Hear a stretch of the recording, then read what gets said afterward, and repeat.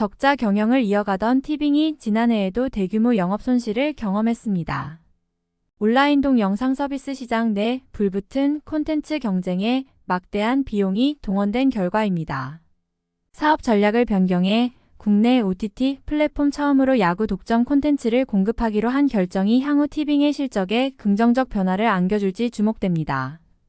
11일 금융감독원 공시에 따르면 티빙은 지난해 적자 폭이 확대됐습니다. 지난해 티빙의 영업손실은 1,420억 원 규모로 전년 대비 19.2% 늘었습니다. 2020년 CJ E&M으로부터 분할 설립한 이래 역대 최대 규모의 손실입니다. 영업외손실 75억 원 등이 반영되며 지난해 순손실은 1,523억 원을 기록했습니다. 무엇보다 회사 출범 후 눈덩이처럼 불어나는 손실폭이 주목할 지점입니다. 티빙은 CJ E&M으로부터 분할한 출범 첫 해인 2020년 61억 원의 영업손실 발생 이후 이듬해 762억 원의 손실이 났습니다. 2022년 영업손실 1,192억 원 기록 이후 지난해 1,400억 원대 손실로 규모가 커지는 추세입니다. 4년간 누적 손실만 3,435억 원에 달합니다. OTT 플랫폼 사업 특성상 콘텐츠 확보 싸움이 격화된 만큼 관련 부담이 컸던 것으로 분석됩니다.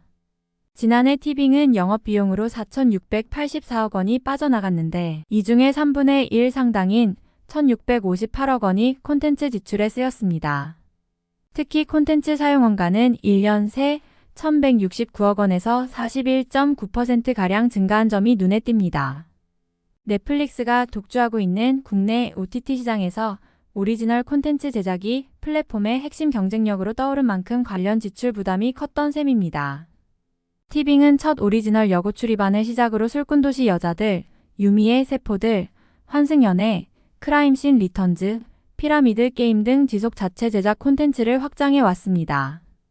콘텐츠 투자를 확장하는 만큼 기존에 보유하고 있던 판권 등에서 발생하는 상각비도 티빙에게 적지 않은 부담으로 작용하고 있습니다.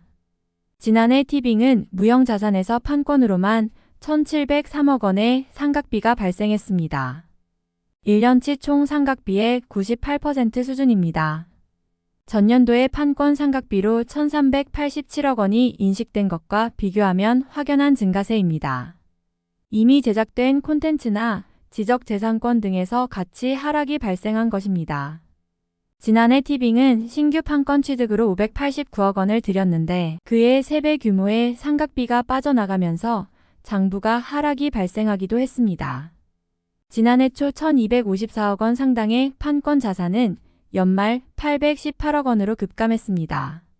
통상 상각에 대한 기준은 업체별로 다르고 콘텐츠 상품성에 따라 결정되기도 합니다.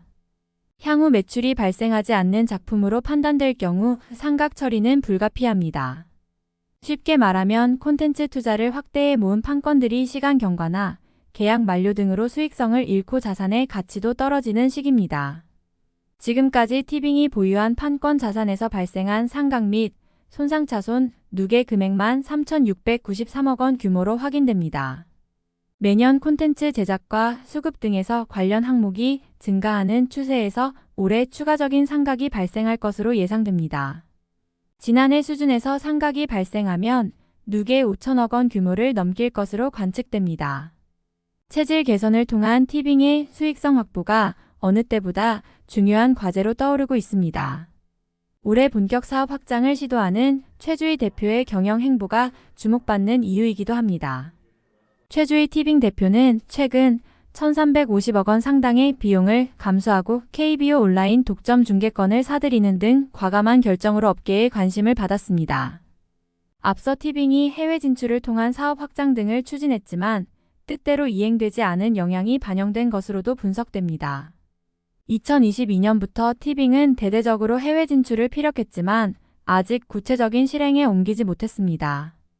최근 미국에 이어 유럽, 오세아니아 등까지 서비스를 넓혀 해외 74개국에 서비스하고 있는 웨이브와는 상반된 행보입니다.